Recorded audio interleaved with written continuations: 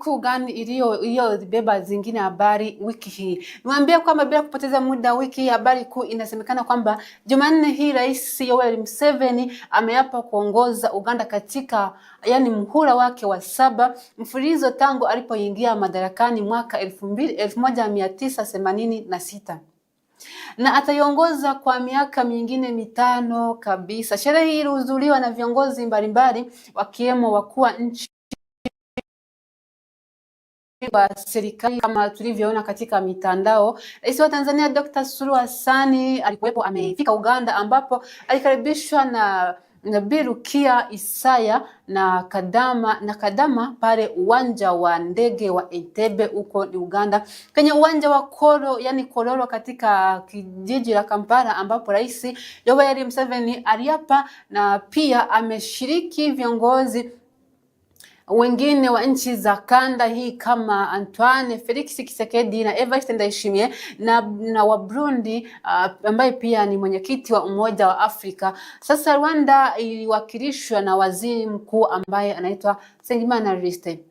Hawa ni miongoni mwa rais walioshiriki katika kuapa kwa rais wa Uganda Yoweri Kaguta Museveni. Niwaambia kwamba Yoweri Kaguta Museveni anaitwa kwa Tibahurwa jina lingine ni sana. Aliapa kwa jina la Mungu kuongoza Uganda, kulinda uhuru wake na kuendeleza maisha ya wananchi, na pia akamwomba Mungu kumsaidia kufanya kazi hiyo vizuri. Ni mzee ambaye kitu kingine unaweza kujua ni kwamba ndio rais mkubwa kuliko wengine, yani Afrika Mashariki, ndio ana miaka mingi kuzidi watu wengine, na aliapa juzi Alhamisi. Mhubiri wa maandishi alisema kuwa Uganda imepata rais mpya atakayeongoza Uganda hadi pale patakapokuwa na uchaguzi mwingine mwaka 2031.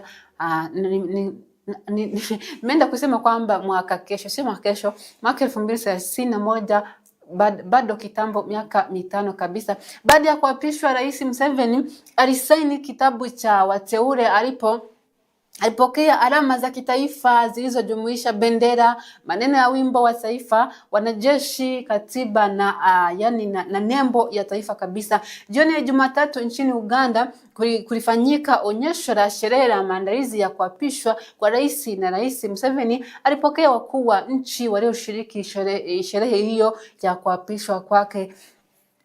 Naweza kuendelea kuambia kwamba Rais Yoweri Museveni, kiongozi wa chama cha NRM, yupo madarakani tangu alipokuwa kiongozi wa waasi waliopata madaraka mwaka 1986. Uchaguzi wa hivi karibuni ulifanyika Januari 2026. Museveni alishinda kwa 71.65% ya kura alizokuwa anapigiwa, na kwamba ililinganishwa na 24.72 kwa 100 ya Robert Chagulanyi Sentamu aliyejulikana kama Bobi Wine, waliokuwa wanashindana katika nafasi ya kuongoza nchi ya Uganda. Huyo aliendelea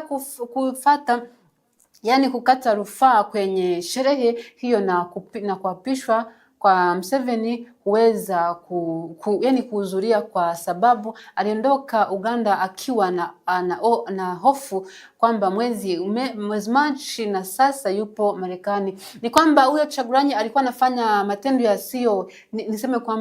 yasiyoendana na sheria za Uganda, ndo akatoroka nchi. Sasa yupo Marekani, lakini ni mpinzani wa Yoweri Kaguta Museveni kabisa. Hiyo ndio ilikuwa habari kuu ya wiki hii, kwamba Afrika Mashariki tulikuwa na kiongozi mpya. Museveni alikuwa anaapa upya kabisa kuiongoza Uganda hadi 2031. Hizo ndizo habari kuu, ambapo kama haujasikia au kama kuna kitu ambacho hujaelewa, nimekueleza kabisa.